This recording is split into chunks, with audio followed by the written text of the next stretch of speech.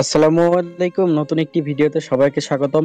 আশা করি সবাই থাম্বনেল দেখে বুঝে গেছেন যে আমাদের আজকের ক্লাসের বিষয়টা হচ্ছে ফ্রিল্যান্সিং কি। যারা নতুন আছেন তারা আমাদের এই ক্লাসের মাধ্যমে বুঝতে পারবেন ফ্রিল্যান্সিং বিষয়টা কি। আমরা খুব সহজে আপনাদেরকে বোঝানোর চেষ্টা করব। তো যারা আমাদের চ্যানেলে নতুন আছেন তারা লাইক, কমেন্ট, সাবস্ক্রাইব করে আমাদের পাশে থাকবেন এবং ফ্রিল্যান্সিং রিলেটেড সকল ভিডিও আমাদের চ্যানেলে পেয়ে যাবেন।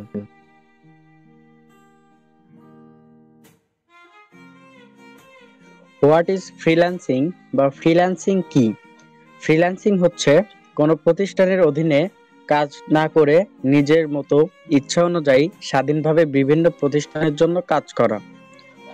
তো এখানে আপনার ইচ্ছা অনুযায়ী আপনি কাজ করবেন, এখানে কোনো প্রতিষ্ঠানের অধীনে কাজ করতে হবে না।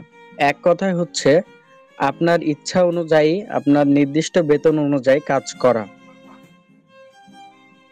ফ্রিল্যান্সিং মানে হলো কোনো বিশেষ কাজের উপর আপনার বিশেষ অভিজ্ঞতা, জ্ঞান, দক্ষতা রয়েছে, সেই কাজগুলো অন্যর সাথে করে তার বিনিময়ে টাকা নেওয়া। তো ধরেন আপনি একটা কাজ পারেন, সেই কাজটা হয়তো বা আপনি সাপোজ আপনি একজন ডাক্তার, তো আপনার কাজ হচ্ছে রোগীর সেবা করা। তো এটা কিন্তু আপনার একটা দক্ষতা বা এটা আপনার একটা পেশা। তো যারা অসুস্থ হবে তারা কিন্তু ইঞ্জিনিয়ারের কাছে যাবে না, তারা আপনার কাছেই আসবে, ডাক্তারের কাছেই আসবে। তো আপনার ফ্রিল্যান্সিং বিষয়ে যে যদি যে কোনো বিষয়ের উপর স্কিল বা আপনার দক্ষতা থাকে, তাহলে আপনি সেই বিষয়ের উপরেই কাজ করে টাকা আয় করতে পারবেন। ফ্রিল্যান্সিং এর অনেকগুলো সেক্টর আছে বা ফ্রিল্যান্সিং এর অনেকগুলো পার্ট আছে। তো এখানে বলা হয়েছে আমার জন্য ফ্রিল্যান্সিং এর কোনটা শেখা সহজ হবে। আপনাদের জন্য ফ্রিল্যান্সিং এর কোনটা শেখা সহজ হবে আমি এই ভিডিওর মাধ্যমে আপনাদেরকে সেটা বলে দিব।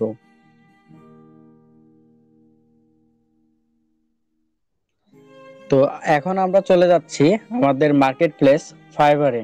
তো ফাইবারে এটা হচ্ছে ফাইবার মার্কেট প্লেস। আর আমরা এখানে চলে আসছি, এখানে আপনাদেরকে দেখাবো যে ফ্রিল্যান্সিং এর জন্য আপনাদের কোন সেক্টরটা বা ফ্রিল্যান্সিং এর কোন কাজটা ভালো হবে। ফ্রিল্যান্সিং এর অনেকগুলো সেক্টর আছে। Graphics and design. তো গ্রাফিক্স ডিজাইনটা কি বা গ্রাফিক্স ডিজাইন বলতে আমরা কি বুঝি সেটা যদি আমি প্র্যাকটিক্যাল হিসেবে আপনাদেরকে দেখাই। এখানে গ্রাফিক্স এন্ড ডিজাইনের মানে আপনারা নিজেরাই বুঝতে পারছেন যে এখানে সকল প্রকার ডিজাইন রিলেটেড কাজ করা হয়। তো এটা ফার্স্ট পেজে আসলে আমরা দেখতে পাচ্ছি বিভিন্ন প্রকার এখানে লোগো আমরা দেখতে পাচ্ছি। তো এগুলো সবাই আমরা পরিচিত। পাশাপাশি গ্রাফিক্স এন্ড ডিজাইনের মধ্যে সকল প্রকার ডিজাইন, যেমন গ্রাফিক্সের design, NFT art, cartoon comics design, book design, এগুলো যদি আমরা একটু দেখি তাহলে আপনারা বুঝতে পারবেন যে ডিজাইন রিলেটেড যত প্রকার কাজগুলো আছে সব কাজগুলো হচ্ছে গ্রাফিক্স ডিজাইনের মধ্যে পড়ে। পাশাপাশি আমরা এখানে দেখতে পাচ্ছি রাইটিং এন্ড ট্রান্সলেশন। এখানে বিভিন্ন প্রকার লেখালেখি, আর্টিকেল লেখালেখি, কবিতা লেখালেখি বা ট্রান্সলেশন, এরকম বিভিন্ন কিছুর কাজগুলো এখানে করা হয়। যারা ডাটা এন্ট্রির কাজগুলো করবে তারা এই সেক্টরে কাজগুলো করবে, রাইটিং এন্ড ট্রান্সলেশন। আরো কিছু কাজ আছে যেমন ভিডিও এন্ড অ্যানিমেশন। আপনি যদি ভিডিও ক্রিয়েটে দক্ষ হয়ে থাকেন বা কার্টুন এই রিলেটেড কোনো ভিডিও তৈরিতে দক্ষ হয়ে থাকেন, তাহলে তার মাধ্যমেও কিন্তু আপনি ফাইবার মার্কেট প্লেস বা অন্যান্য মার্কেট প্লেসে কাজ করে আয় করতে পারবেন।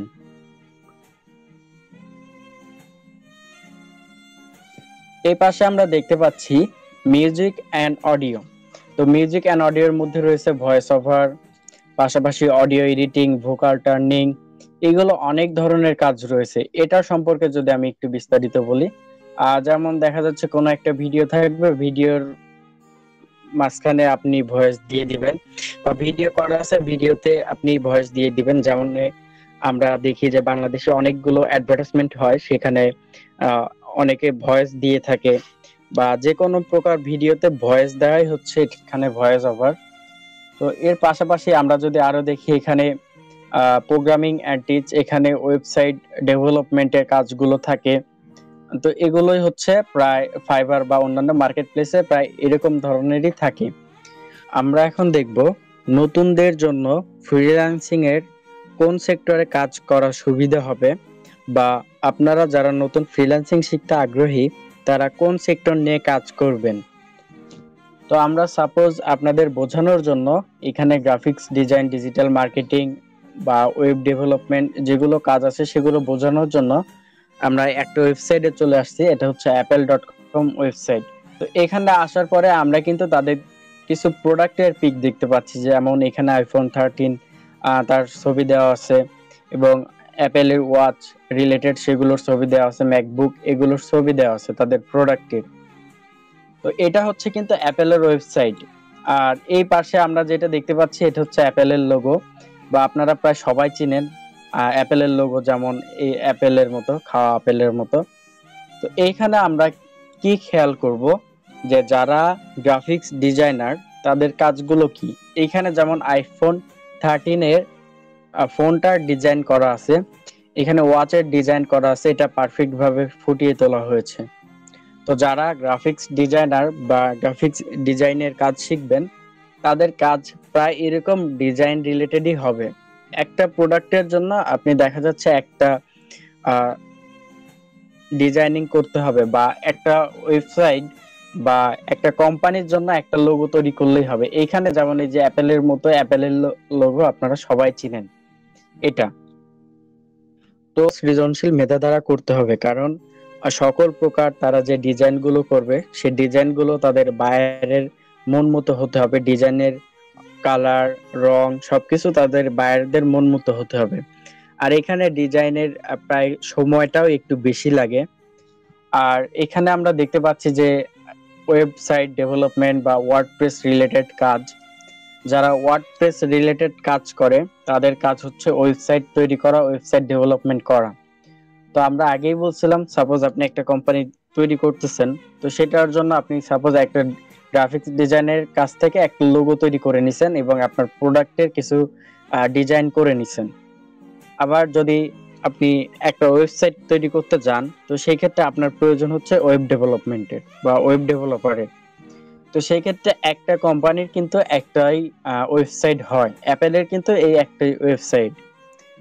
তো এখানে দেখা যাচ্ছে আপনি যদি ওয়েবসাইট তৈরি করে দেন আপনার এখানে আর কাজ নেই।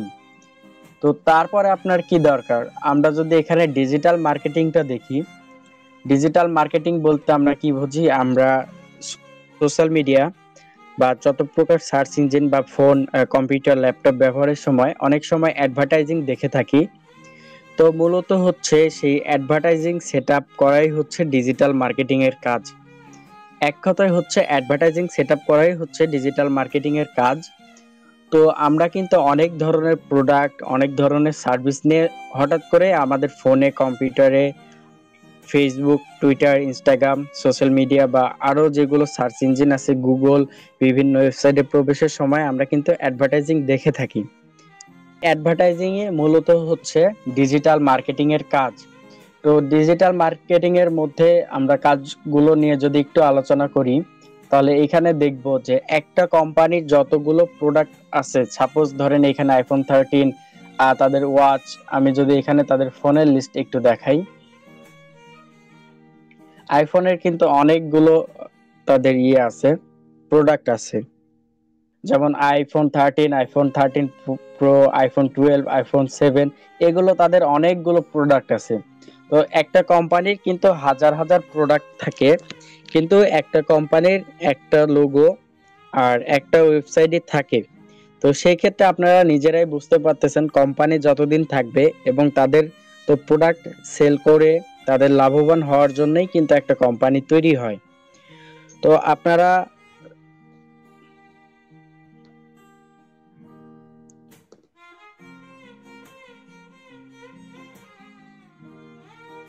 তো একটা কোম্পানি যতদিন থাকবে এবং কোম্পানির প্রোডাক্ট যতদিন থাকবে ঠিক ততদিনই কিন্তু একটা ডিজিটাল মার্কেটারের প্রয়োজন হবে বা ডিজিটাল মার্কেটিং এর কাজগুলো প্রয়োজন হবে। কারণ একটা কোম্পানিতে অনেক রকম প্রোডাক্ট থাকে, হাজার হাজার রকমের প্রোডাক্ট থাকে। তো এই প্রোডাক্টগুলো সেল করতে হলে এই প্রোডাক্টগুলো কিন্তু এমনিতেই আপনি কিন্তু ওয়েবসাইটে দেখতে পাবেন না। যখন অ্যাডভার্টাইজিং করবেন বা অ্যাডভার্টাইজমেন্ট সেট আপ করবেন আপনার প্রোডাক্ট দিয়ে, তখন কিন্তু এটা বেশি মানুষের কাছে পৌঁছাবে এবং আপনার সেলটাও বেশি হবে। তো এই ক্ষেত্রে আমি বলবো যে আপনারা নিজেরাই বিবেচনা করে দেখবেন যে একটা কোম্পানির জন্য কিন্তু শুধুমাত্র একটা লোগো তৈরি হয়, যেটা গ্রাফিক্স ডিজাইনের অন্তর্গত। একটা কোম্পানির জন্য কিন্তু শুধুমাত্র একটা ওয়েবসাইটই প্রয়োজন হয়, 10-12টা ওয়েবসাইট প্রয়োজন হয় না। তো সেটা হচ্ছে ওয়েব ওয়েব ডেভেলপমেন্টের মধ্যে। এবং একটা কোম্পানির কিন্তু হাজার হাজার প্রোডাক্ট থাকে, সেই প্রোডাক্টগুলো সেল করতে হলে কিন্তু কোম্পানির ডিজিটাল মার্কেটিং করতেই হবে। আর এইখানে আমি বলে দিচ্ছি যে গ্রাফিক্স ডিজাইন বা ওয়েব ডেভেলপমেন্ট বা পাশাপাশি অন্য যে সকল কাজ আছে সেগুলোতে প্রচুর পরিমাণে সময় ব্যয় করতে হয়, কিন্তু ডিজিটাল মার্কেটিং এর যে কাজগুলো আছে সেগুলো খুব স্বল্প সময়ে করা যায়। তো আপনারা নিজেরাই বুঝতে পারছেন যে সকল প্রকার কাজগুলো যেমন ওয়েব ডেভেলপমেন্ট বা গ্রাফিক্স ডিজাইন এগুলো কাজের থেকে নতুনদের জন্য সহজ হবে ডিজিটাল মার্কেটিং। তো আপনার জন্য কোনটা সহজ হবে, তো আমি এক কথায় বলে দিব, আপনাদের জন্য যারা নতুন আছেন তারা ডিজিটাল মার্কেটিং শিখতে পারেন, কারণ সেখানে চাহিদাও বেশি। তো অনেকে প্রশ্ন করে থাকে ডিজিটাল মার্কেটিং শিখে কি আয় করা সম্ভব কিনা। সঠিক দিক নির্দেশনা এবং মানসম্মত প্রশিক্ষণ পেয়ে থাকলে সম্ভব। আর এইখানে আপনার প্রবল ইচ্ছাশক্তি থাকতে হবে যে অন্য কেউ ফ্রিল্যান্সিং করে সফল হলে আমি কেন সফল হতে পারবো না।